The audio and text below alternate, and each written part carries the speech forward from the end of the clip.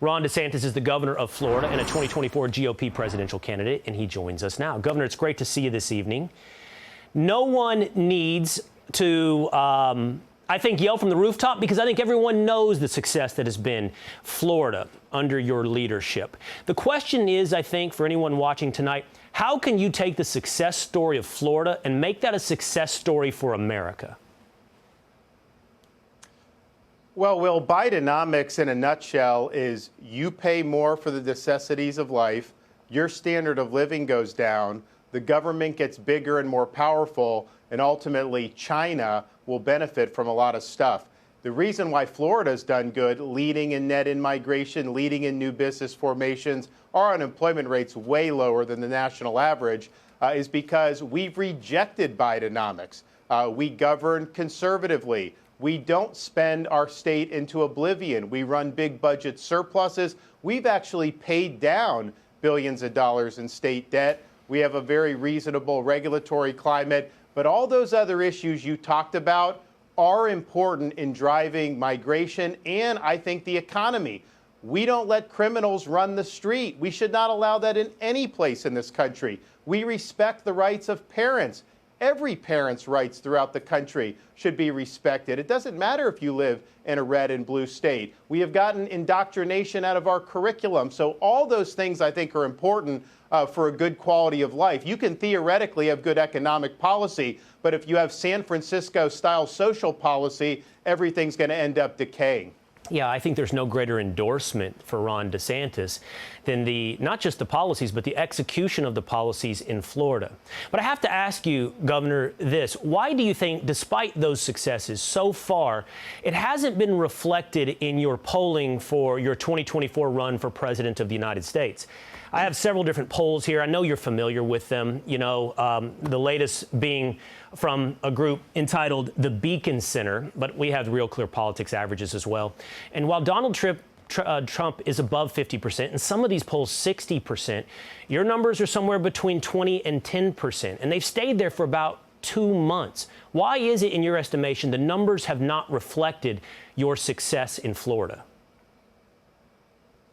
Well, I think if you look at the people like the corporate media, who are they going after? Who do they not want to be the nominee? They're going after me. Who's the president of Mexico attacking because he knows we'll be strong on the border and hold him accountable in the cartels?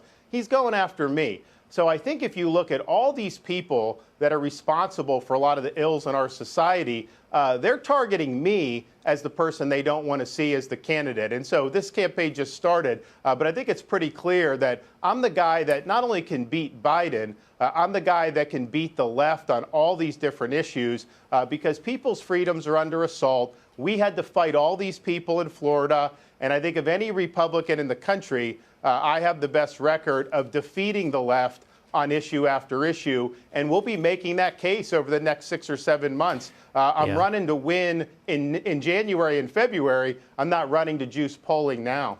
I do believe there is some truth in the saying that you shall be defined by your enemies. So I appreciate you bringing up those who are attacking you in your run for president. What about those, though, as well, that support you? Steve Cortez is one of the major leaders of a super PAC that supports Ron DeSantis, and he acknowledges that the numbers right now are not where they need to be. And Governor, I want to be clear with you. You and I have met on one occasion, and I think you have done a wonderful job. What I'm trying to suss out tonight is when that job, if ever, begins to resonate in the numbers for you for president.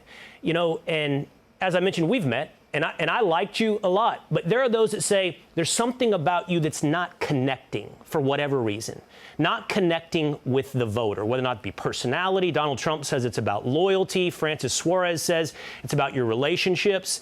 And it's not about those individuals so much as I'm curious in the analysis of Ron DeSantis of why not yet is connecting. Well, I think, did you just see the news today about the record fundraising haul we've had? Nobody's been able to match that in the history of modern presidential politics. So we've got a huge amount of support to be able to take the case to the people. We really haven't started that yet. We're in the process of building out a great organization, and I think we're going to be on the ground in all these early states. It is a 3 yards in a cloud of dust type situation. That's what we're going to be doing. Right. But look, at the end of the day, nobody has stood up for hardworking Americans more than I have over these last 5 years and delivered the level of results that I have. That's going to be a great story to tell, because if we did it in Florida, we absolutely can do it as president.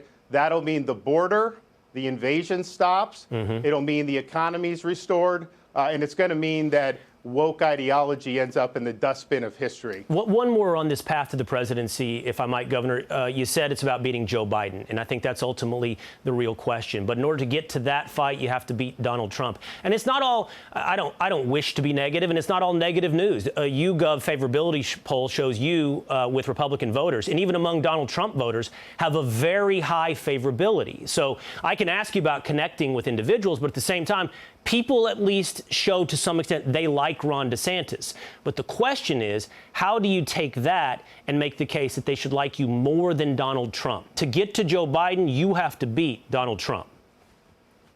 Well, I think a lot of those things show I have the highest favorabilities, which we appreciate, but we have a lot more to do. I've also been attacked more than anybody, as you know, Will. You know, Donald Trump has spent over $20 million attacking me. That's more than he spent supporting Republican candidates in last year's midterm elections. And so we're now in a situation where we're going to be able to tell our story, but we appreciate those marks, and I think we're going to be able to improve on them significantly. At the end of the day, people do want to win, though, and, you know, you can't win with just Republican voters. I think we showed in Florida, you know, if you want a big victory, you got to win independent voters. You got to win people who haven't voted for our party in the last several cycles. I've shown I can do that, and I think we can do it nationally. Well, you certainly, I think it's objectively true that you have a great story to tell. The hope here in our conversation together is that people hear the story. Last question for you. So Donald Trump has said he won't debate, I believe, in August. He's not planning to attend the Republican debate.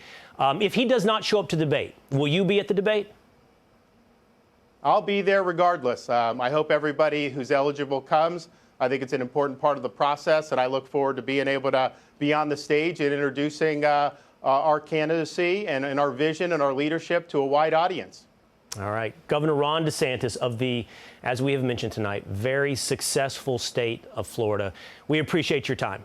Hey, Sean Hannity here. Hey, click here to subscribe to Fox News YouTube page and catch our hottest interviews and most compelling analysis. You will not get it anywhere else.